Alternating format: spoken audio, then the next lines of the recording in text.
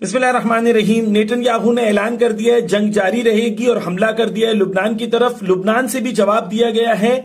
Cease fire पर इसका क्या असर होगा, क्या पोजीशन है, इस वीडियो में समझने की कोशिश करते हैं।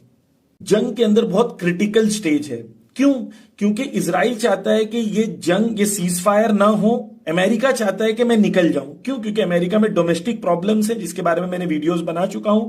वहां पे $12 ट्रिलियन मार्केट से चला गया है, वहां पर रेटिंग बहुत लो है, वहां प्रॉब्लम्स बहुत है।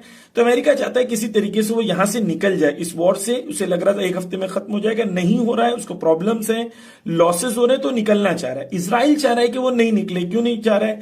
क्योंकि अमेरिका अगर निकल जाता है, इजराइल अकेला बच जाता है, तो ईरान और इजराइल फिर आमने सामने है। फिर इजराइल के लिए लड़ना मुश्किल हो जाएगा। आईडीएफ का जो हेड है जामिर, उसने कहा है कि हमारे पास 20,000 सोल्जर्स कम है और रेड फ्लैग उसने दे दिया है कि भाई हम नहीं लड़ सकते जंग। तो इजराइल के लिए इंपॉर्टेंट है कि अमेरिका इस वॉर में बाकी रहे। ईरान के लिए क्या इंपॉर्टेंट है? ईरान के लिए इंपॉर्टेंट है कि इजराइल और अमेरिका अलग हो जाए और फिर इजराइल बच जाए और फिर यहां पर रेजिस्टेंस फोर्सेस रहेंगी और इजराइल रहेगा। तो और इजराइल का वजूद ही पूरा अमेरिकन फंड्स के ऊपर डिपेंडेंट है। और अगर अमेरिका में जैसे इस वक्त रेटिंग्स में बताया जा रहा है कि more than 60% youth in America are hate Israel, इससे यह पता चलता है कि भाई इजराइल की हालत वहां पर बहुत खराब है।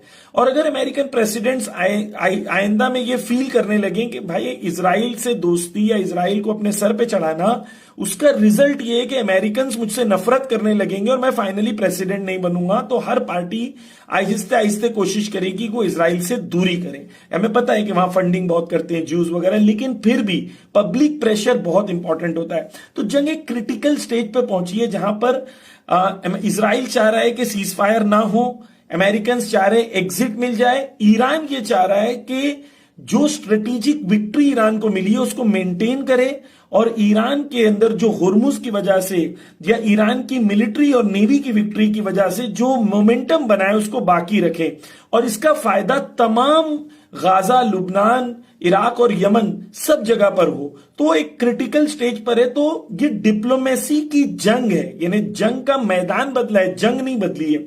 इंपॉर्टेंट क्रिटिकल स्टेज है। अपनी लीडरशिप पे भरोसा रखें। वो लोग जो अपने पूरे खानदान को खुदा की राह में दे देते हैं, वो लोग गए हैं मुकाबले के लिए, तो आप उन पे भरोसा रखें। इंशाअल्लाह नस्रुम मिनल्लाह व फतहुन करीब। या अली।